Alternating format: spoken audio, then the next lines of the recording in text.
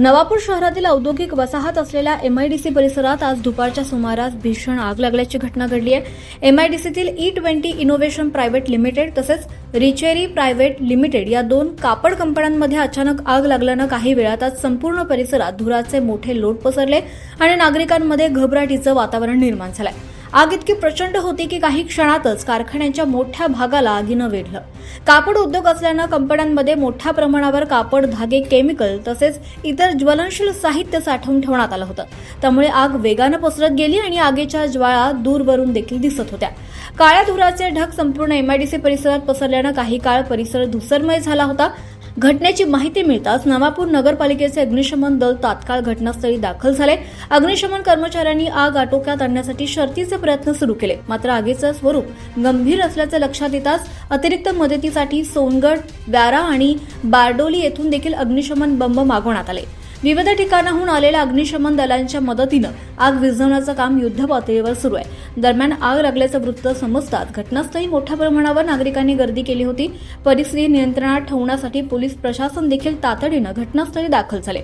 Police निरीक्षक अभिषेक पाटील यांच्या मार्गदर्शनाखाली पोलिसांनी परिसरात बंदोबस्त वाढवून नागरिकांना सुरक्षित अंतरावर हलवण्याचं काम केलं।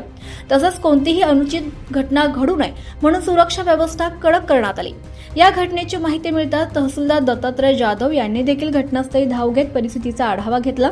महसूल विभाग आणि पोलीस प्रशासन तसंच अग्निशमन विभाग यांच्या मदतीनं हे एकत्र काम करत असल्याचं दिसून आले। प्राथमिक माहितीनुसार या आगीमध्ये अंदाजे 15 कोटी रुपयांचं नुकसान झाल्याची शक्यता व्यक्त करण्यात येते। कारखान्यातील यंत्रसामग्री, तयार कापड, कच्चा माल आणि इतर साहित्य मोठ्या प्रमाणावर जळून खाक झालंय। नुकसानाचा नेमका आकडा पंचनामा पूर्ण झाल्यानंतर स्पष्ट होणार आहे। सुदैवानं वृत्त लिहीपर्यंत कोणतीही जीवितहानी झाल्याची माहिती समोर आलेली नाही, मात्र काही कर्मचाऱ्यांना धुरामुळे किरकोळ त्रास झाल्याचं मात्र सांगितलं जात आहे। खबरदारीचा उपाय म्हणून परिसर काही काळासाठी रिकामा करण्यात आला होता। आगीचं नेमकं कारण अद्याप समोर आलं नाही।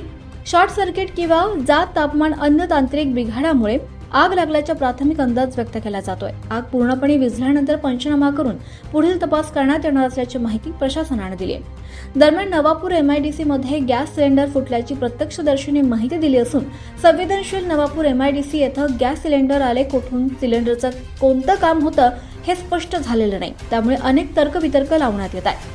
या भीषण आगीमुळे नवापूर एमआयडीसी परिसरात मोठी खळबळ उडाली आहे। उद्योग क्षेत्रात देखील चिंतेचं वातावरण आहे। नागरिक आणि व्यापाऱ्यांकडून प्रशासनानं औद्योगिक सुरक्षा उपाययोजना अधिक मजबूत करण्याची मागणी केली आहे। ब्युरो रिपोर्ट 24 लाईव्ह महाराष्ट्र न्यूजसाठी वसंत वाणी, नवापूर।